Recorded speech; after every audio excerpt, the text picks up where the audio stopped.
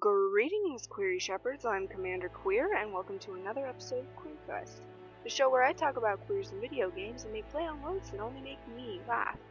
Before we get right into it, let me review trigger warnings. This game features violence, blood, strong language, and sexual themes. If you are sensitive to any of this, I suggest moving to a different game. This video, however, will be free of these. Today's QueerQuest is Mass Effect 3. Mass Effect 3 is an action RPG that takes place mostly in space. The player character is Commander Shepard, the legendary hero that saved the galaxy on multiple occasions. In regular RPG fashion, you're able to customize Shepard's appearance and class. You're also able to choose Shepard's history if you don't import a character from the previous games. There are an array of queer characters in Mass Effect 3, many of which you can pursue a romance with. If you choose to play a male Shepard, you have two male love interests. The first one is named Kaidan Alenko, who appeared in the first two games before this one. Kaidan is very capable, but also kind of suspicious of people. In fact, you spend most of the first part of the game trying to convince him that you're not actually with the terrorist organization anymore. Like seriously, Kaidan, how long do I need to talk about the same subject? I'm out here busting my butt and you're grilling me about a previous connection? Other than that little annoyance, Kaidan is actually really interesting and very relatable. Every time you go to talk to him, he has something super deep to talk about. Considering his history, this is no surprise. Kaidan also becomes the second human Spectre, a high status with the Citadel Council that was only achieved by Shepard before him. Kaidan is ruled by his gut instincts, which happen to always be correct.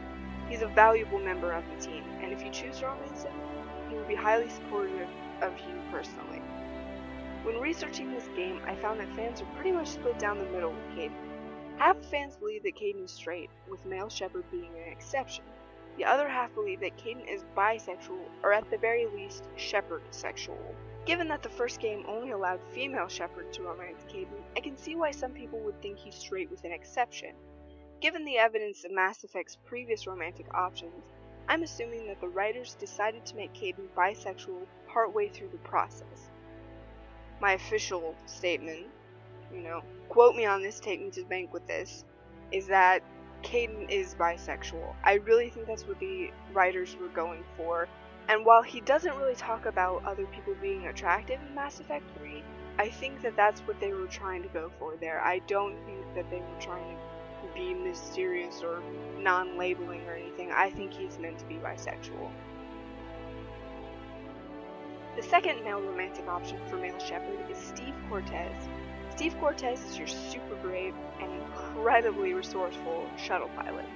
Other than being the shuttle pilot, Steve also helps James Vega maintain the armory of Normandy and is responsible for procurement of armor and weapons. He originally came to the Normandy as part of the retrofit team that oversaw the modification of the cargo bay. Steve is adorably nerdy when it comes to aircraft, and it's always interesting to hear him talk about different aircraft. And several scenes actually have you talking to him about aircraft, so that's always a fun experience. As for Steve's story, it's a sad one. As you learn more about Steve, you find out his husband died many months before he came aboard the Normandy. He had the option of helping Steve through his grief, and in the end, he lets go of his husband's death. It's very touching, and you can help him through this whether or not you're pursuing him romantically. Onto the queer part, which is less depressing. Steve is unquestionably homosexual. He is written to be as such and appears to be as such. There's no deviation from this with female Shepard. Female Shepard has the ability to befriend him and help him through his grief, but is completely unable to romance him. In one scene, he even makes the comment about the guys in the bar being eye candy. If you choose to tell him that you prefer women, he'll say he's glad he has no competition from you, aka he's super gay. If you choose to play female Shepard, there are 3 romantic options that are also female. 2 are full arcs, and 1 appears to be some sort of fling. The fling is with Diana Allers, the news reporter that requested to come aboard the Normandy. Whether you're female or male, you have the option of getting a kiss from Diana. While Diana will not get into a committed relationship with you, she also won't have a fling with you if you're locked into a different romance. However, if you choose to pursue someone else afterward, you will be able to. Despite the fact that it's strongly implied that they have sex, the game shows no romantic scene. Diane and Shepard share a kiss, and that's the end of the romance. The second romantic option is Specialist Samantha Trainer. Samantha is a communication specialist who came aboard with the retrofit team. She often talks about the difference between the lab she used to work in and working aboard the Normandy. You have many interactions with which you can speak with her about this and reassure her that she's doing well. She deals with communications on the Normandy and will tell Shepard anytime someone is available on video conference or if Shepard has a new email. She also gives you a few quests by finding things in communication traffic, such as a rescue mission that she caught because the people who responded to the distress call sounded fishy to her. Samantha's highly intelligent and loves strategy games. You even get the chance to encourage her while she plays some sort of championship strategy game with a rival. Samantha is much like Steve in the fact that she is a new character that is homosexual. She cannot be romanced by a male Shepard and expresses many times that she is attracted to women, never mentioning men.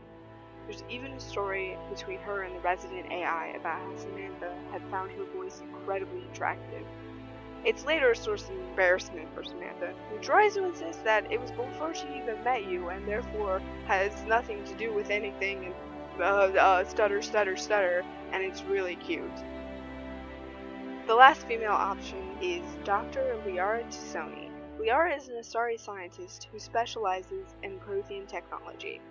She was in the previous 2 games and romanceable by both male and female Shepards in all 3 games. Liara is a bit ruthless. While she's incredibly sweet and adorable with Shepard, she's often very intense with others. She even becomes a sort of information overlord with secret spy agents everywhere. She is super smart too, even if she is a bit of a workaholic. Lots of times you have to kind of coax her away from the work and be like, come on, come talk to me, let's have fun, let's not work all the time. She is super adorable though, and when you confront her about a romance, she kind of stutters, and it's very sweet. Personally, Liara is my favorite. Now, with the queer aspect of Liara, it's not as black as white as some of the other characters. Because Liara is an Asari, it's important that we mention that Asari are a race of monogendered telepathic aliens. Yes, monogendered telepathic aliens. That's a thing. It's happening right now. You're listening.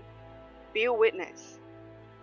Though the Asari go by feminine pronouns, Liara specifically states that she is not really humanity's definition of a female. And despite the fact that Asari are all the same gender, they are able to mate with each other and produce other Asari. When this happens, the one who births the child is called the mother, and the other is called the father. You even encounter an Asari father, and if you choose to act confused about it because you want to know more about it, first off, she will tell you because she's not the one that birthed the child, she's not the mother. And then she will say something very rude about humans. I was offended, but she was not necessarily wrong. Other than this, Asari are also able to mate with other races. So not only are they monogendered, they are also compatible with other races. This has to do with their telepathic thing. The way they mate is through mind melding. So they're able to mate with pretty much everybody, which is very interesting, and I spent a long time researching the Asari and what exactly entails being an Asari. There's a lot of interesting stuff about the Asari that I would love to get into, but because it's not queer related, I will move on.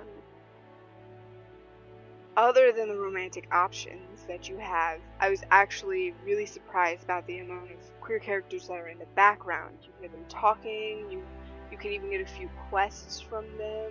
It was so surprising that the atmosphere of Mass Effect 3 was there's queer people. That's it. This is the kind of atmosphere that should be in every game. It should not be I have to traverse the cold tundras of the mountain of yonder in order to find the queer character. It was a representation, and it was everywhere. You didn't have to search for it, and it didn't feel like you got 1 or 2 queer characters and they represented everybody. Queer coding is super prevalent in our society today, in movies, in TV shows, in video games specifically.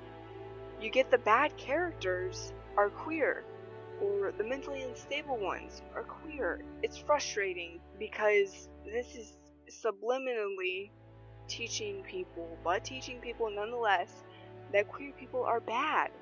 And maybe that's not people's intentions, but that's what's happening.